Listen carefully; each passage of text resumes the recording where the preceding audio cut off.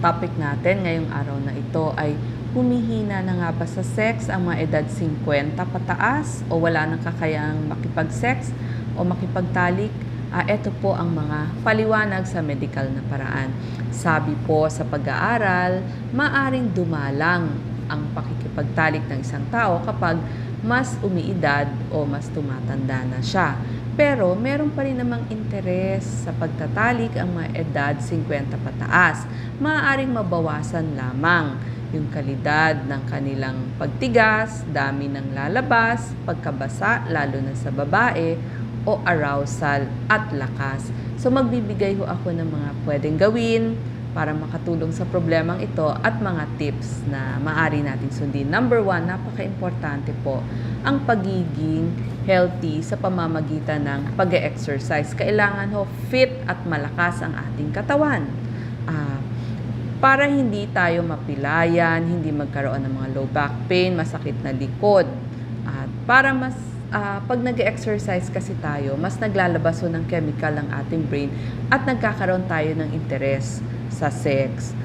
Kailangan din ang ehersisyo para sa magandang pangangatawan. Mas confident ka, hindi ka tataba, o kailangan mo namang magkaroon ng muscle o laman para mas maganda-ganda tignan. Kasi pag umiidad, minsan mas pumapayat kapag hindi nagagamit ang muscle. Kung makakatulong sa babae at sa lalaki, ang Kegels exercise o yung pag-exercise doon sa may maselang bahagi, baka kailangan umpisahan na natin sa habang bata-bata pa po. So, kailangan yung lakas para magkaroon ng stamina at hindi hihingalin pag nakikipagtalik. Number 2, kailangan, syempre, sa buhay, medyo may pagbabago.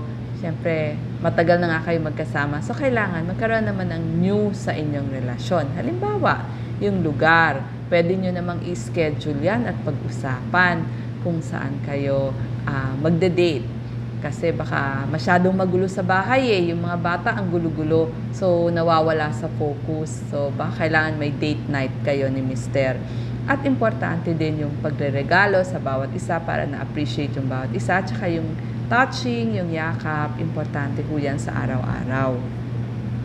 Number 3, hindi lamang tali, kailangan din mas maging close kayo sa isa't isa kasi mas matagal na kayong mag-partner o mag-asawa. Halimbawa din kapag napansin nyo, parang stress yata ang isa dahil sa trabaho, pwede nyo bigyan ng warm compress at isang magandang massage para mawala yung sakit na nararamdaman. Isa po itong form ng closeness at syempre, pagkatapos nun, matutuloy na ho yun sa isang magandang pagtatalik. Number 4, kailangan ho habang nagtatalik, komportable yung mga posisyon na pipiliin ninyo. Kasi yung iba nga ho nakakaramdam na ng mga pain. So, tignan ano yung mga nababagay na posisyon at depende rin ho sa sakit. Halimbawa, may rayuma, pag naman ho merong mga heart disease, yung mas malakas sa ibabaw at yung mas mahinang partner, siya ho yung mas less yung ginagawa o nasa ilalim lamang. Number 5, pag-usapan ho kung merong mga alinlangan o problema o concerns.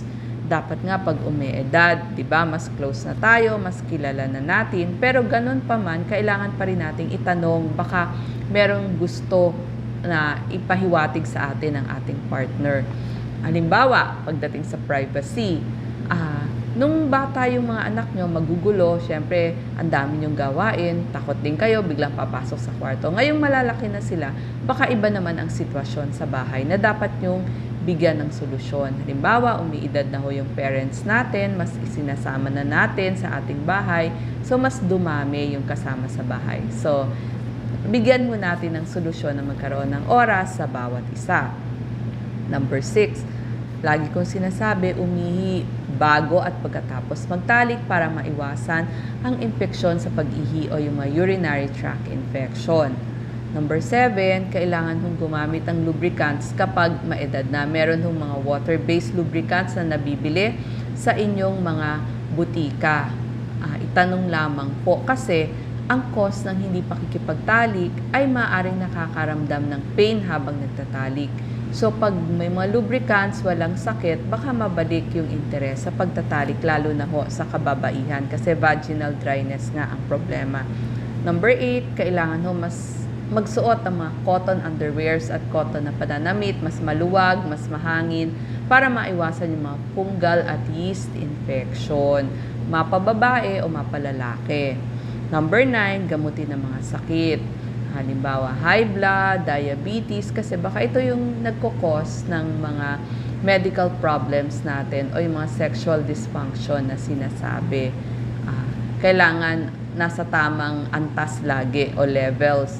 At saka syempre, gusto natin itanong din dun sa ating doktor kung nababagay ba sa inyo o may nagkukos ba yun ng pagkawala ng interes sa sex.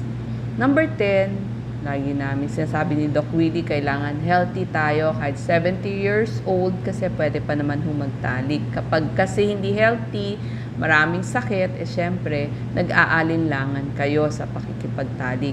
Number 11, last na po ito, maaring tumanggi ang bawat isa sa pakikipagtalik. Bakit? Kasi baka pala meron siyang stress sa kanyang career, sa kanyang trabaho, may nararamdaman, may problema, o baka sobrang pagod.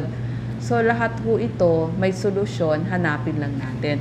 So, sa mga babae, pag may problema tayo, may pain sa pakikipagtalik, pwede ho tayo mag-consult sa ating mga OBGYN.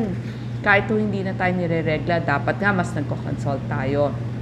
Sa kalalakihan naman, pag may problema sa prostate, sa pag-ihi, erectile dysfunction, o premature ejaculation, yung hindi mapigil ang paglabas, pumunta ho tayo sa urologist o yung doktor ng mga lalaki, uro ang tawag po dyan. Kasi malaki ho ang maitutulong nila para sa ating katawan at pagkakaroon ulit ng interes para sa sex. Lagi naman kung nandyan yung interes sa sex, yung kakayanan lang ang kailangan bigyan ng solusyon. Maraming salamat po.